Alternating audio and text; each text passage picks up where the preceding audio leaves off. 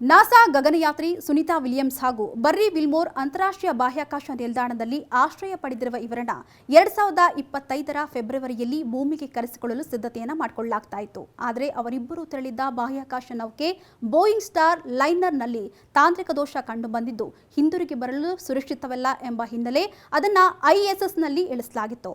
ಆದರೆ ಪರ್ಯಾಯ ವ್ಯವಸ್ಥೆ ಕಾರಣಕ್ಕೆ ಹಿಂದಿರುಗಲು ವಿಳಂಬವಾಗ್ತಾ ಇದ್ದು ಮಾರ್ಚ್ ಅಥವಾ ಏಪ್ರಿಲ್ನಲ್ಲಿ ಹಿಂದಿರುಗಬಹುದು ಅಂತ ನಾಸಾ ಮಾಹಿತಿ ನೀಡಿದೆ. ಇನ್ನು ಬಾಹ್ಯಾಕಾಶದಲ್ಲಿ ಸುನಿತಾ ವಿಲಿಯಮ್ಸ್ ಹಾಗೂ ಬರ್ರಿ ವಿಲ್ಮೋರ್ ಇಬ್ಬರು ಸುರಕ್ಷಿತವಾಗಿದ್ದು ಮರಳುವುದು ತಡವಾದರೂ ಸದೃಢ ಮನಸ್ಥಿತಿಯಲ್ಲಿ ಇದ್ದಾರೆ. ಅಲ್ಲದೆ ಬಾಹ್ಯಾಕಾಶದಲ್ಲಿ ಕ್ರಿಸ್ಮಸ್ ಆಚರಿಸುವ ತಯಾರಿಯಲ್ಲಿಯೂ ಇದ್ದು ಅವರ ಸಹೋದ್ಯೋಗಿಗಳು ಹಾಗೂ ಕುಟುಂಬಸ್ಥರೊಂದಿಗೆ ವಿಡಿಯೋ ಕಾಲ್ ಮೂಲಕ ಸಂಪರ್ಕದಲ್ಲಿದ್ದಾರಂತೆ. ಅಲ್ಲದೆ ಬಾಹ್ಯಾಕಾಶದ ಶೂನ್ಯ ಗುರುತ್ವಾಕರ್ಷಣೆಯ ಪರಿಸರದಲ್ಲಿ ಇರೋದ್ರಿಂದ ದೇಹ ತೂಕದ ಇಳಿಕೆ, ಹೃದಯ, ಯಕೃತ್, ಕಣ್ಣುಗಳ ಸಮಸ್ಯೆಯಂತಹ ಸಮಸ್ಯೆಗಳು ಕಾಡಲಿದ್ದು ಸದ್ಯ ಸುನಿತಾ ಮತ್ತು ವಿಲ್ಮೋರ್ ಕೂಡ ಇಂತಹ ಆರೋಗ್ಯದ ಸಮಸ್ಯೆಯನ್ನು ಎದುರಿಸುತ್ತಿದ್ದಾರಂತೆ.